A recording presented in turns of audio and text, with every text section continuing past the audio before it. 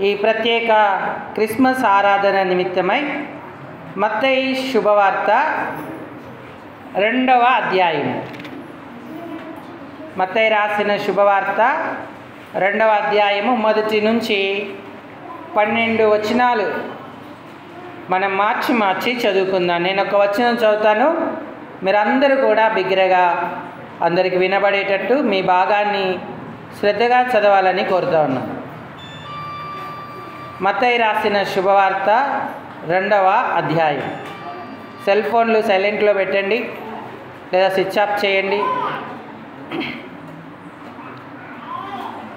రాజైన హేరోదు దినములయందు యూదయ దేశపు బేత్లెహేములో యేసు పుట్టిన పిమ్మట ఇదిగో తూర్పు దేశపు జ్ఞానులు యెరూషలేమునకు వచ్చి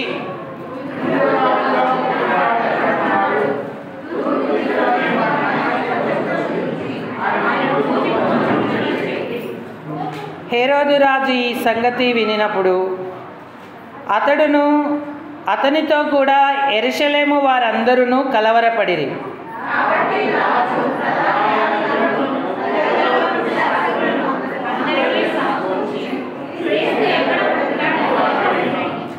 అందుకు వారు యూదయ బేత్లెహేములోనే, ఏలయనగా యూదయ దేశపు బేత్లెహేమా, నీవు యూదా ప్రధానులలో ఎంత మాత్రము అల్పమైన దానవు కావు. ఇశ్రాయేలును నా ప్రజలను పరిపాలించు అధిపతి నీలో నుండి వచ్చును అని ప్రవక్త ద్వారా రాయబడి ఉన్నదనిరి.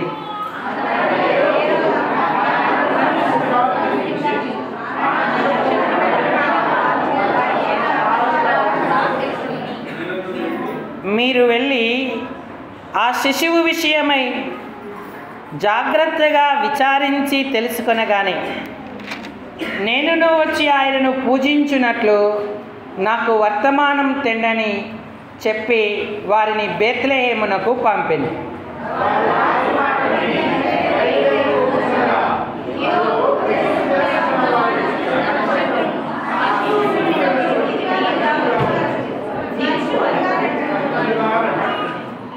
వారు ఆ నక్షత్రమును చూచి అత్యానంద భరితులై ఇంటిలోనికి వచ్చి తల్లి అయిన మరియను ఆ శిశువును చూచి సాగిలాపడి ఆయనను పూజించి తమ పెట్టెలు విప్పి బంగారమును సాంబ్రాణిని బోలమును కానుకలుగా ఆయనకు సమర్పించిరి.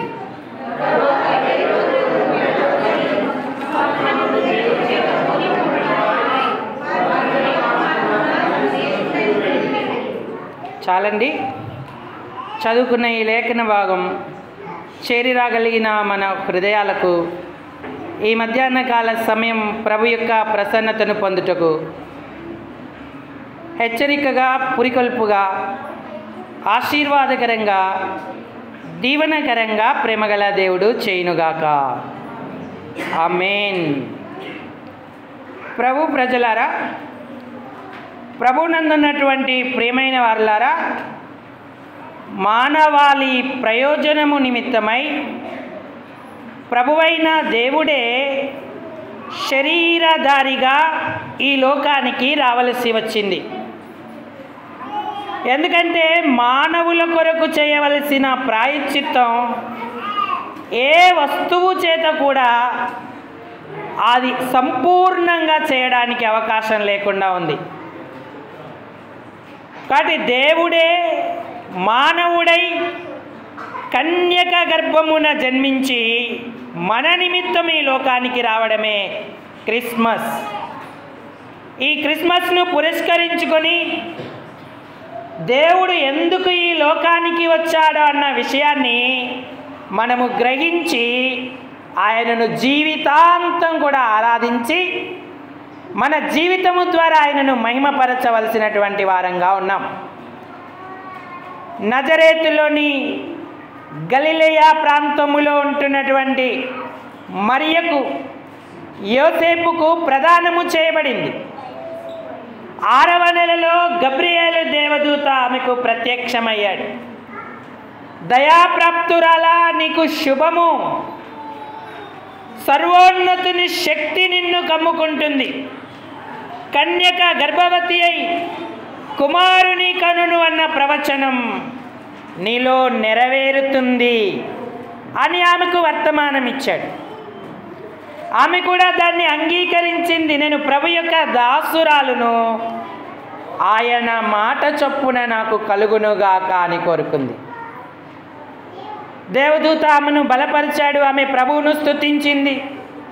ఆ తర్వాత తన బంధువురాలైన ఎలిజబెత్ దగ్గరికి వెళ్ళింది. ఆమెకప్పుడు 6వ మాసం. ఆమె కడుపులో కూడా దేవుని మార్గమును సిద్ధపరిచేటువంటి ప్రవక్త అయిన యోహాను ఉన్నాడు. అక్కడ కొంతకాలం ఉండిన తర్వాత ఆమె తిరిగి గలిలయకు వచ్చింది. యోసేపుకు ప్రదానం చేయబడింది. యోసేపేమో ఆమెను చూసి ఆశ్చర్యపడ్డాడు. ఆమె గర్భవతిగా ఉంది. ఆయన నీతిమంతుడు, ఆమెను బాధ పెట్టాలనుకోలేదు, రహస్యంగా విడనాడాలని ఉద్దేశించాడు. అయితే దేవుడు యోసేపుతో కూడా మాట్లాడాడు. నీ భార్య అయిన మరియను చేర్చుకొనుటకు భయపడకుము, ఆమె గర్భము ధరించినది పరిశుద్ధాత్మ వలన కలిగినది అన్నాడు. అప్పుడు యోసేపు తన భార్యను చేర్చుకున్నాడు. ప్రభు యొక్క మాట విన్నాడు. దినములు గడుస్తూ ఉన్న ఇంతలో కైసరు ఔగుస్తు ఆజ్ఞ ఇచ్చాడు, మీరందరూ ప్రజాసంఖ్యలో వ్రాయబడవలనని. అప్పుడు యోసేపు కూడా దావీదు పట్టణములో పుట్టాడు కాబట్టి తన భార్యను తీసుకొని సుదీర్ఘ ప్రయాణం చేస్తూ యెరూషలేమును దాటి బేత్లెహేమునకు వచ్చాడు. మరి ప్రభువైన యేసుక్రీస్తు వారు వారికి జన్మించారు. ఆ రాత్రి గొర్రెల కాపర్లకు దేవదూత కూడా ప్రత్యక్షమై ప్రజలందరికీ కలగబోవు సువార్తమానాన్ని వారికి తెలియజేశాడు. లూకా రాసినటువంటి శుభవార్త 2వ అధ్యాయము. గొర్రెల కాపరులు భయపడినప్పటికీ ఆ సత్యాన్ని గుర్తించి ఆయన ఆరాధించారు. 10వ వచనం చదవండి. అయితే ఆ దూత భయపడకుడి, ప్రజలందరికీ కలగబోవు మహాసంతోషకరమైన వర్తమానము నేను మీకు తెలియజేయుచున్నాను. దావీదు పట్టణమందు నేడు రక్షకుడు మీ కొరకు పుట్టి ఉన్నాడు. ఈయన ప్రభువైన క్రీస్తు అన్నాడు. దానికి మీకు ఇదే ఆనవాలు. ఒక శిశువు పొత్తిగుడ్డలతో చుట్టబడి ఒక తొట్టిలో పరుండబెట్టి ఉండటం మీరు చూచెదరని వారితో చెప్పాడు.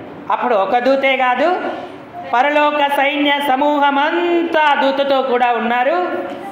వారు దేవునికి కీర్తన పాడారు. సర్వోన్నతమైన స్థలాలలో దేవునికి మహిమ, ఆయనకి ఇష్టలైన మనుషులకు భూమి మీద సమాధానము కలుగునుగాక అని చెప్పి దేవుని స్తోత్రము చెల్లించారు. యేసుప్రభు వారి యొక్క జన్మ ప్రకటన మొదలుకొని, మరియ గర్భమున పడినది మొదలుకొని ఆయనకు నిరంతరం ఆరాధన జరుగుతుంది. మరియ ఆరాధించింది. ఇప్పుడు గొర్రె కాపరులు కూడా, ఆ గొల్లలు కూడా ఆయనను ఆరాధించారు. పరలోకపు దూత సమూహము కూడా ఆయన ఆరాధించి గణపరుస్తూ ఉన్నారు. గొర్రెల కాపరులు వెంటనే ఆ స్థలము దగ్గరికి వెళ్ళి ప్రభువును చూచి ఆ శిశువును బట్టి ఆనందించి ఆయనను గణపరిచి వెళ్ళిపోయారు. తర్వాత ధర్మశాస్త్ర పద్ధతి చొప్పున 8వ దినమున వారు దేవాలయానికి శిశువుని తీసుకొచ్చారు. అక్కడ సుమయోను అను నీతిమంతుడున్నాడు, అన్న అనేటువంటి ప్రవక్తి కూడా ఉంది. వీరిరువురు కూడా ప్రభువును ఆరాధించారు. సుమయోను ఆత్మవశుడై, నీతిమంతుడై, పరిశుద్ధాత్మ చేత నింపబడి తన చేతిలో పెట్టబడినటువంటి ఆ బాలయేసును, శిశువును చూచి ఆనందించాడు. ఒకరోజు ఆయన లేఖనాలు రాసుకుంటుండగా దేవుడు అతనికి చెప్పాడు, నువ్వు మెస్సియాను కన్నులారా చూస్తావు అని చెబుతూ ఉంటే అది నాకు ఎలాగ తెలుస్తుంది ప్రభు అన్నాడేమో. అయితే అది నువ్వు చూచే అంతవరకు మరణం పొందవని అతనికి ప్రవచనం దేవుడు చెప్పాడు.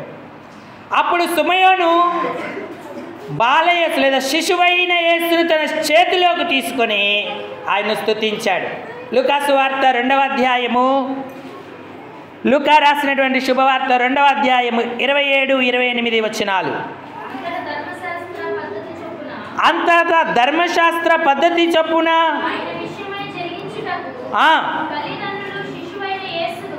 తల్లిదండ్రులు శిశువైన యేసును దేవాలయములోనికి తీసుకొని వచ్చినప్పుడు అతని చేతులతో ఆయనను ఎత్తుకొని దేవునిని స్తుతించుచు ఇట్లా నేను, నాదా ఇప్పుడు నీ మాట చొప్పున సమాధానముతో నీ దాసుని నీ రక్షణ నా కన్నులారా చూచి తిని అన్నాడు. ఎంత ఆశ్చర్యకరమైన అనుభవము, ఆరాధన అనుభవము దేవుడు అతన్ని కలుగజేశాడు. కాబట్టి ప్రియులారా, క్రిస్మస్ అంటే మరి మన జీవితాల్లో నిరంతరము ఆరాధించేటువంటి అనుభవముగా మనం కలిగి ఉండాలి. ఆయనకి ఇష్టమైన ప్రజలకు సమాధానం అన్నాడు. సర్వప్రపంచానికి సంతోషకరమైన వార్త గొర్రె కాపరులకు సమాధానం కలగజేసింది, సుమయోనుకు సమాధానం కలగజేసింది. కానీ యెరూషలేములో ఉన్న వారికి కలవరము కలిగింది. కొందరికి కలవరం, కొందరికి ఎందుకు సమాధానం అంటే యెరూషలేములో ఉన్నవారు కలవరపడ్డారు. చూడండి, మత్తయి శుభవార్త 2వ అధ్యాయం 3వ వచనం. హేరోదు రాజు ఈ సంగతి వినినప్పుడు అతడును అతనితో కూడా యెరూషలేము వారందరూ కలవరపడిరి అన్నాడు. అమ్మా, ఈరోజు దేవుని వార్త నీకు సమాధానంగా ఉందా లేక కలవరముగా ఉందా? ఆయనకిష్టులైన వారికి సమాధానం, ఇష్టము లేని వారికి కలవరము అంటూ ఉన్నాడు.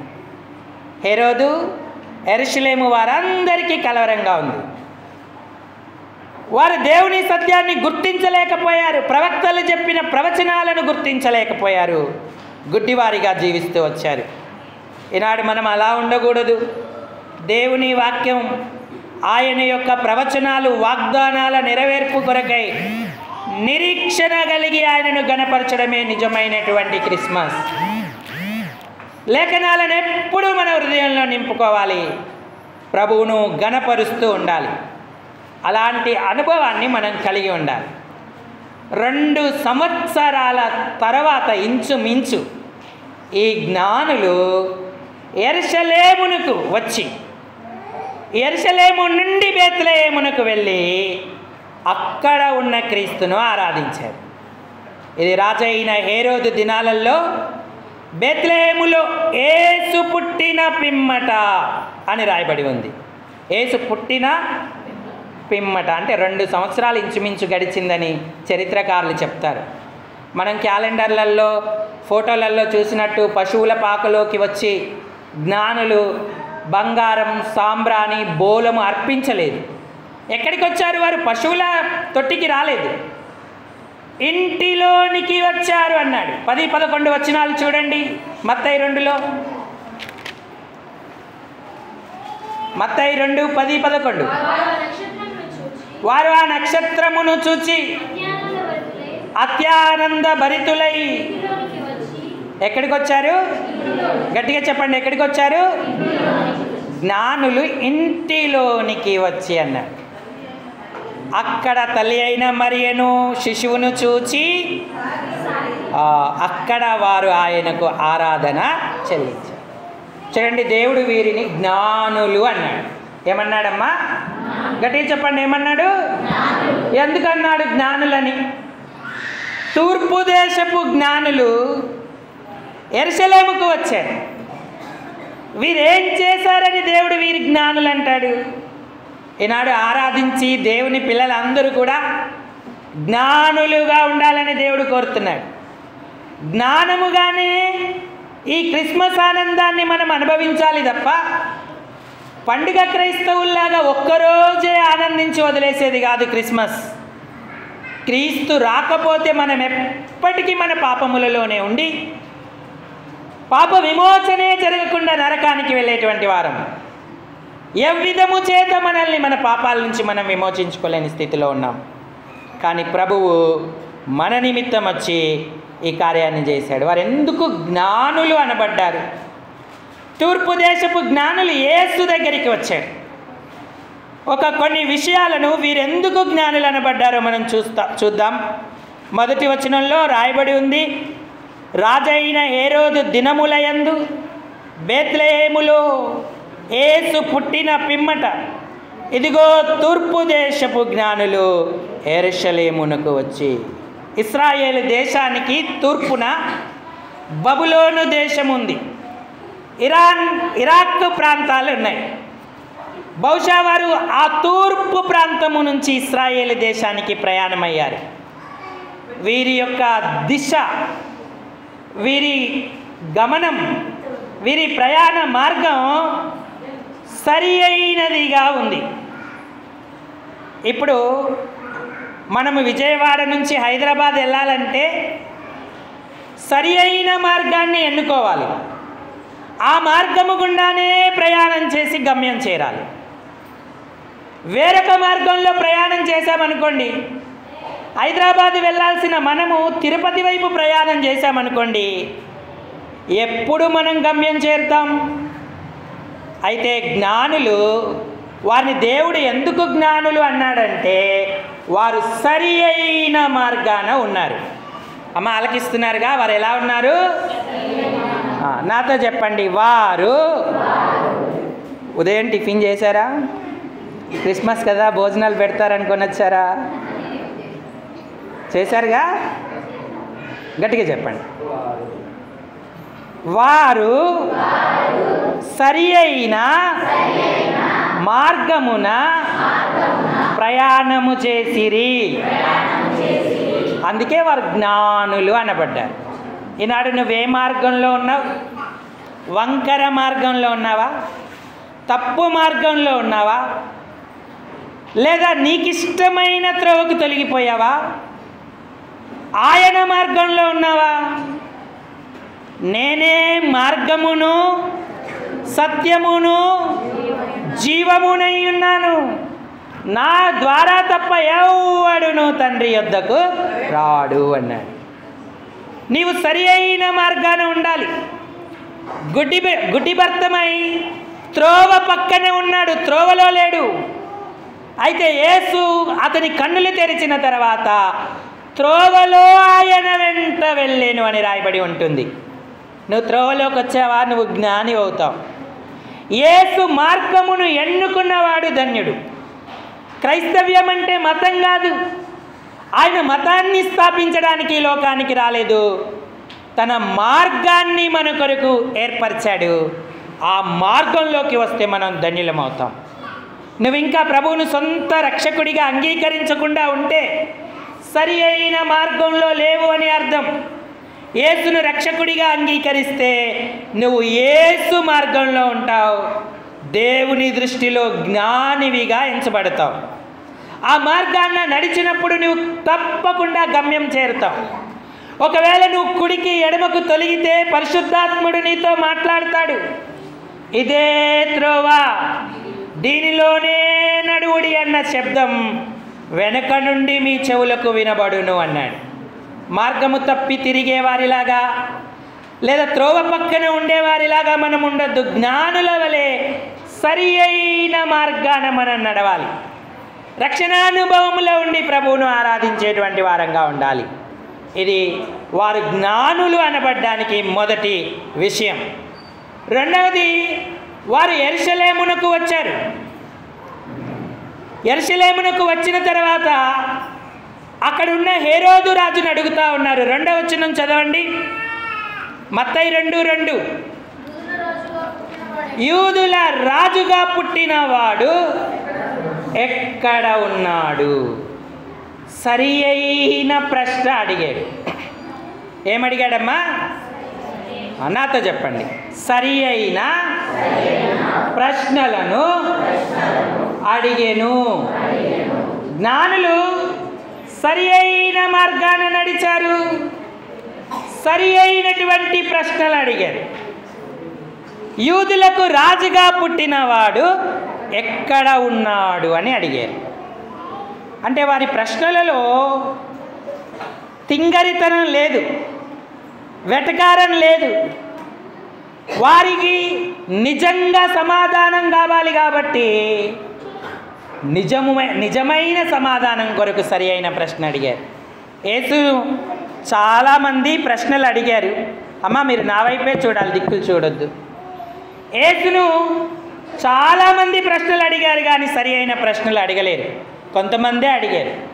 ఒక ఆయన అడిగాడు, నువ్వు దేవుని కుమారుడవా? నీవు దేవుని కుమారుడవైతే నిన్ను నీవు రక్షించుకొని మమ్ములను రక్షించండి. ఇదేంటి? అపహాస్యపు ప్రశ్న, వెటకారపు ప్రశ్న. ఇలాగ కొంతమంది అడుగుతూ వచ్చారు కానీ కొంతమంది సరి అయిన ప్రశ్నలు అడిగారు.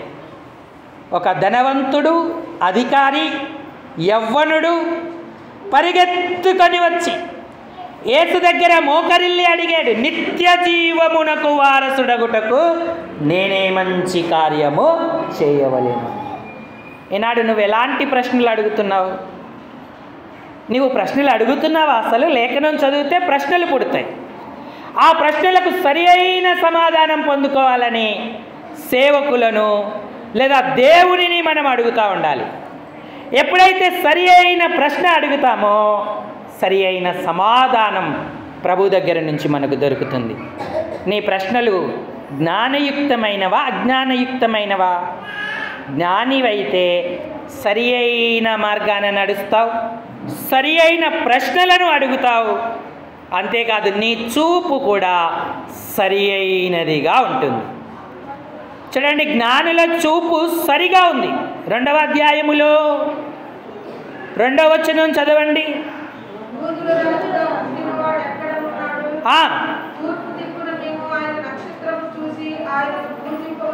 ఏం చూశారంట? నక్షత్రమును చూచి అన్నారు. వాళ్ళ చూపు అటు ఇటు లేదు, నక్షత్రం మీదనే ఉంది. కానీ యెరూషలేముకు వచ్చిన తర్వాత వారికి నక్షత్రం కనబడలేదు. అందుకే హేరోదు దగ్గరికి వారు వచ్చారు. తూర్పు దిక్కున మేము ఆయన నక్షత్రమును చూచి అన్నారు. మనం మరెక్కడ చూస్తూ ఉన్నాం? మనం చూడాల్సింది లేఖనమును చూడాలి.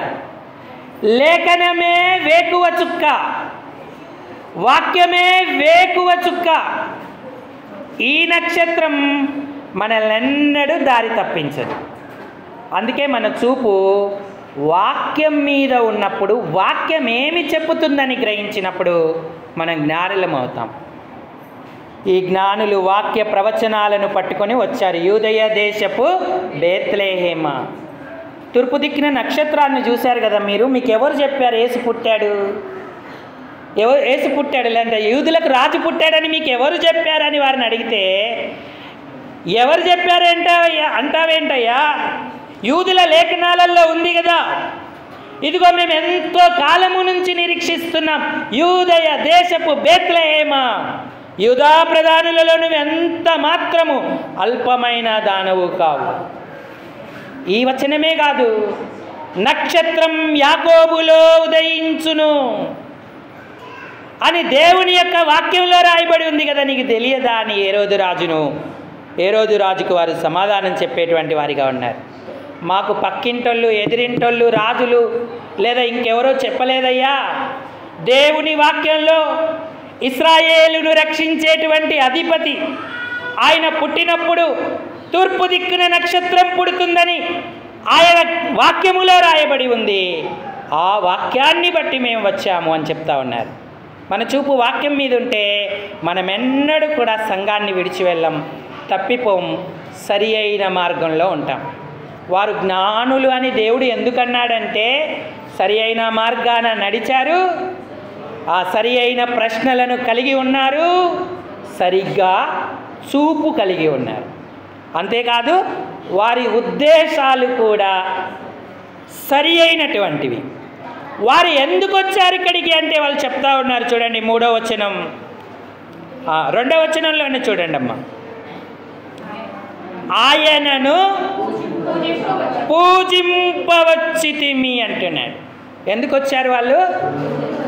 వాళ్ళకున్న ఉద్దేశం ఏంటంటే క్రీస్తును ఆరాధించాలి, క్రీస్తును ఆరాధించాలి, క్రీస్తును పూజించాలనే ఉద్దేశం మాత్రమే వారికి ఉంది. మిగతా ఉద్దేశాలు ఏవీ లేవు. ఈనాడు జ్ఞానుల వలె మనము దేవుని యొక్క అంటే క్రిస్మస్ను జరిగించుకోవాలంటే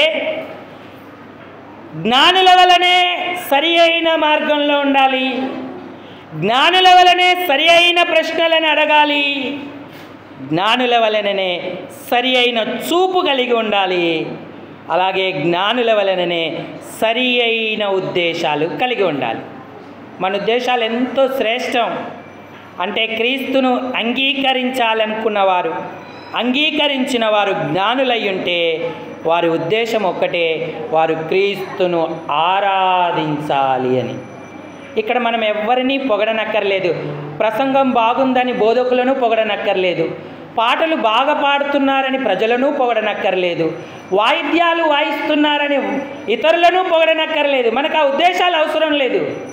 నేను క్రీస్తును ఆరాధించాలి, ఆయన నా కొరకు పుట్టాడని సరి అయిన ఉద్దేశంతో ఆలయానికి రావాలి. ఆ ఉద్దేశం మనకుందా? ఇదేమైపోతుందో అదేమైపోతుందో, దీన్నేం చేస్తున్నారో దాన్నేం చేస్తున్నారో, ఈ ఉద్దేశాలన్నీ వ్యర్థం. మన అభిప్రాయాలు మట్టివి. మనం సరి అయినటువంటి ఉద్దేశం కలిగి ఉంటే దేవుని చేత జ్ఞానులము అని ఎంచబడతాం. అంతేకాదు ఆ ఉద్దేశాన్ని బట్టి ప్రభువు మహిమను అందుతాడు. హేరోదు దగ్గరికి వచ్చి విందు వినోదాలు లోకపు ఆర్భాటాలను బట్టి వారు ఆనందించలేదు. రాజంటే హేరోదు రాజు సామాన్యమైన వాడు కాదుగా. అక్కడున్న ఆకర్షణలకు వారు లొంగిపోలేదు, అక్కడ ఉన్నటువంటి ఆ రాజ ప్రభావానికి వారు లొంగిపోలేదు. అంతేకాదు వారు కానుకలను కూడా సరి అయిన వ్యక్తికి ఇచ్చారు. వారు ఎవరికి కానుకలు సమర్పించారు?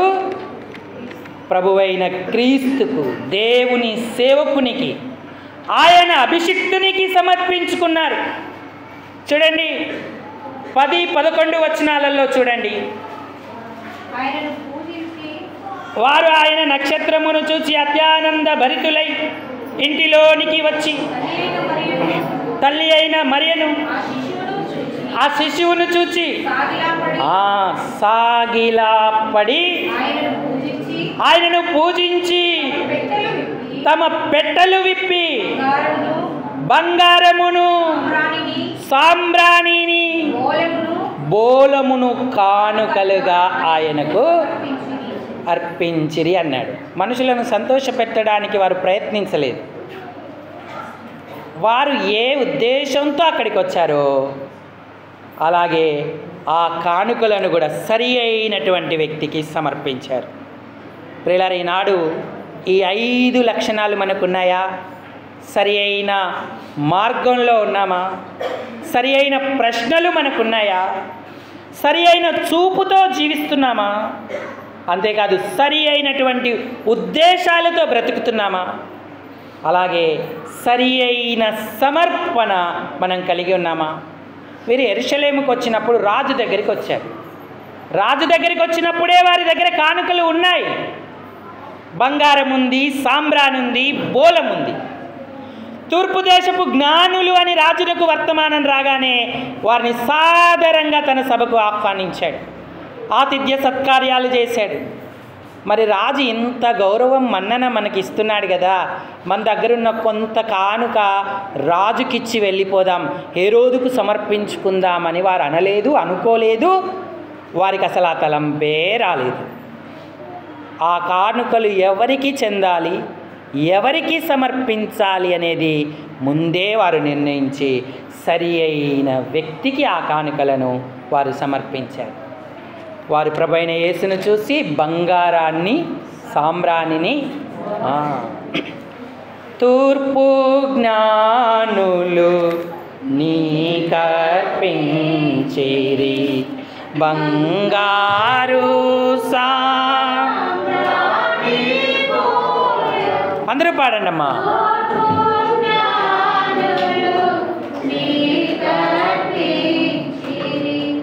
బంగారు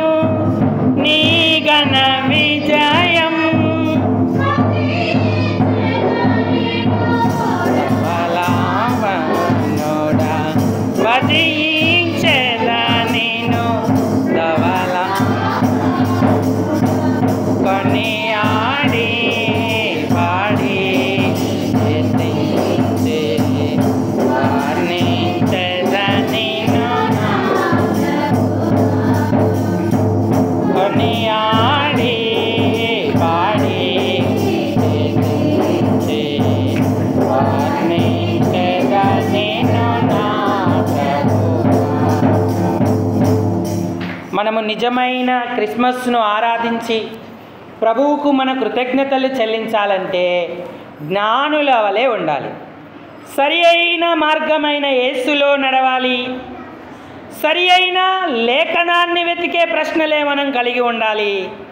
సరి అయిన చూపులు మనకు ఉండాలి. నక్షత్రం అంటే లేఖనాన్నే చూస్తూ నడవాలి.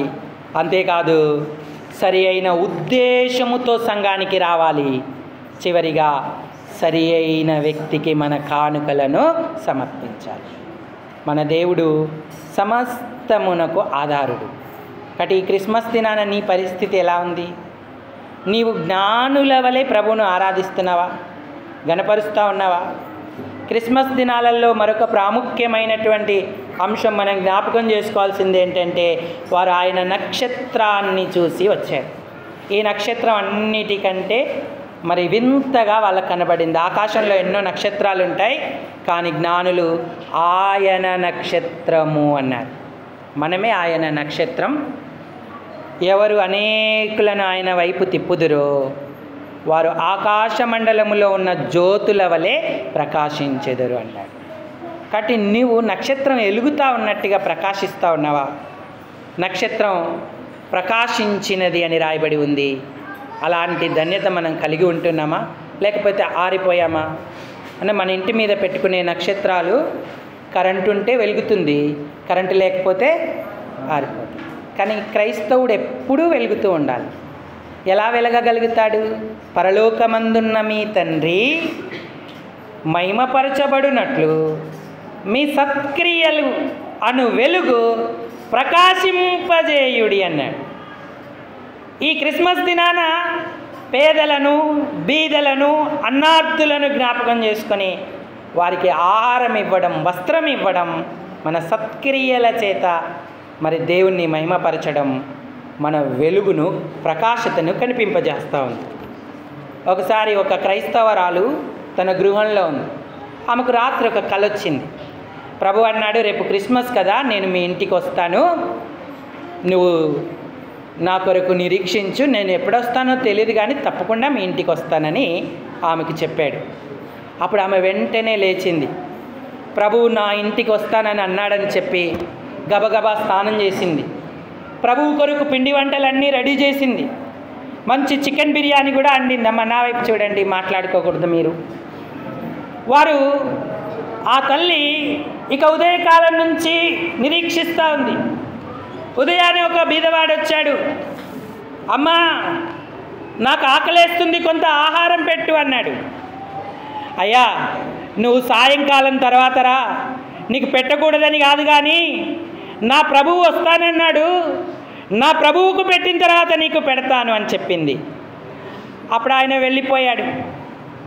మరి 9:30 సమయానికి మరొకరు వచ్చారు.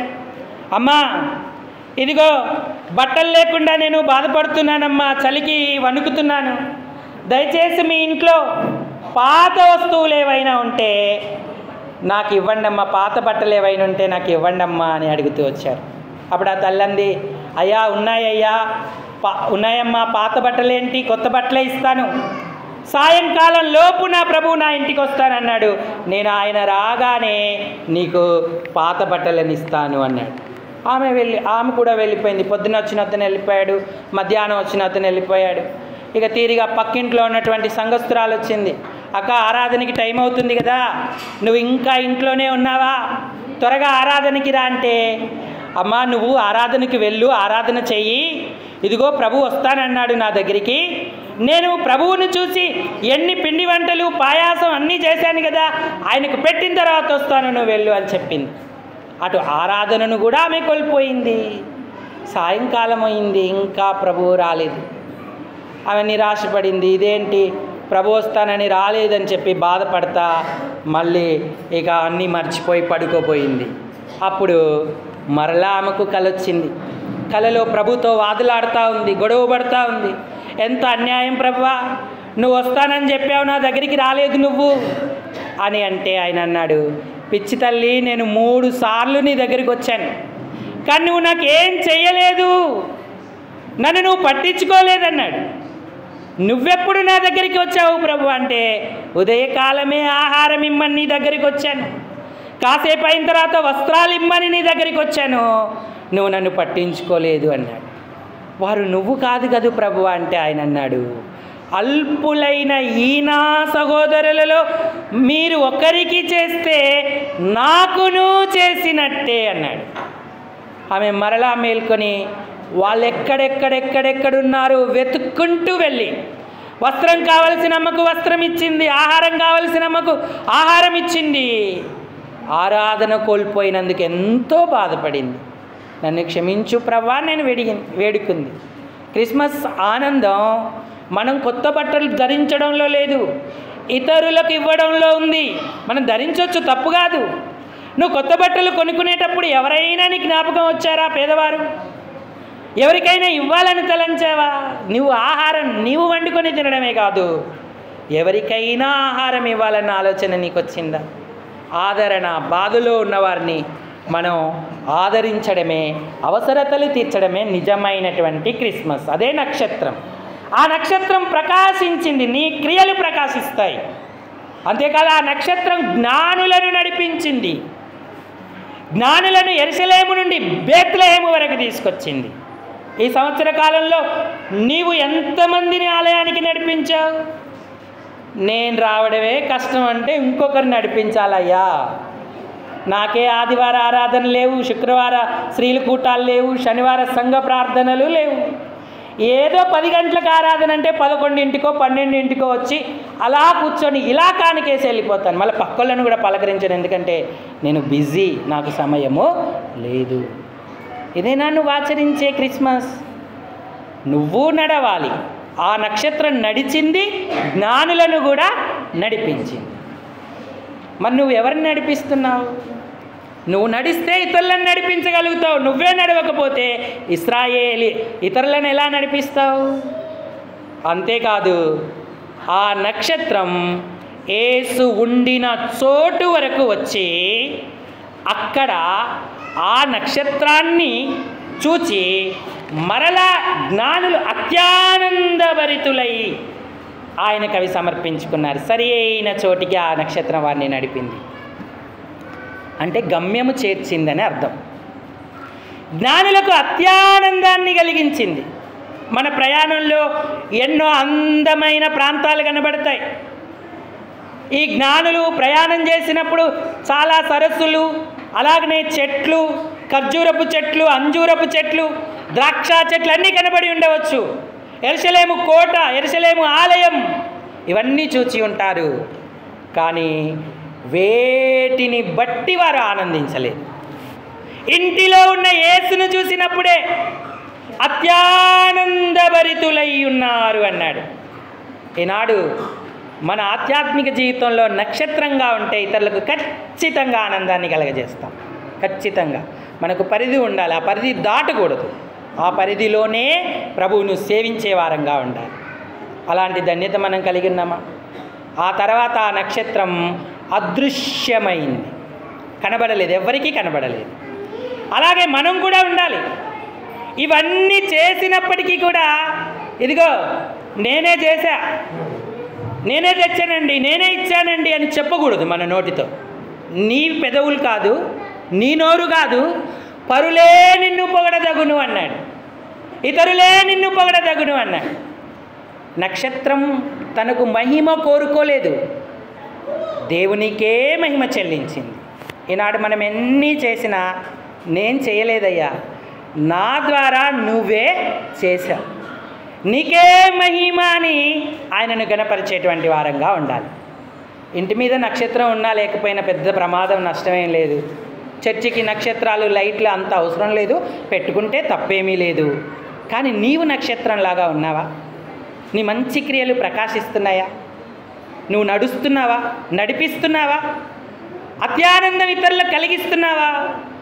ఆ తర్వాత ఎలాంటి మహిమ, మెప్పు, ఘనత కోరుకోకుండా పక్కనే ఉండిపోతున్నావా? మనం ఎన్ని ఆత్మలు తెచ్చినా, ఎందరికీ ప్రార్థన నేర్పినా, పరిశుద్ధత నేర్పినా మనం ఎప్పుడూ కనబడకూడదు. దేవుడే కనబడాలి, దేవునికే మహిమ కలిగించే వారంగా ఉండాలి. కాబట్టి జ్ఞానులు ఈ గొప్ప ధన్యతను పొందారు. అందుకే వారిని దేవుడు జ్ఞానులు అన్నాడు.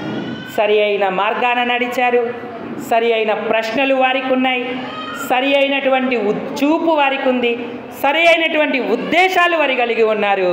సరి అయిన వ్యక్తికి కానుకలనిచ్చారు. సరిగ్గా ఆ నక్షత్రం వలె ఆ నక్షత్రం కూడా ప్రకాశించింది, నడిచింది, నడిపించింది, అత్యానందభరితులను చేసింది, ఆ తర్వాత అదృశ్యమైంది. ఈనాడు ఇలాంటి క్రిస్మస్ ఆనందం నీలో ఉందా? ఇదే నిజమైనటువంటి క్రిస్మస్. ప్రభా, ఏదో నామార్థకంగా, అలవాటుగా, ఆచారంగా నేను చేసుకోకుండా నిజంగా క్రిస్మస్ జరిగించుకునే భాగ్యం నాకు ఇవ్వు, ఈ ధన్యతతో నన్ను నింపు అని ప్రభుని అడుగుదాం. ఈ తలంపులను ప్రభు దీవించునుగాక. అందరూ తలలు వంచి కళ్ళు మూసుకోండి, మనం ప్రార్థన చేసుకుందాం.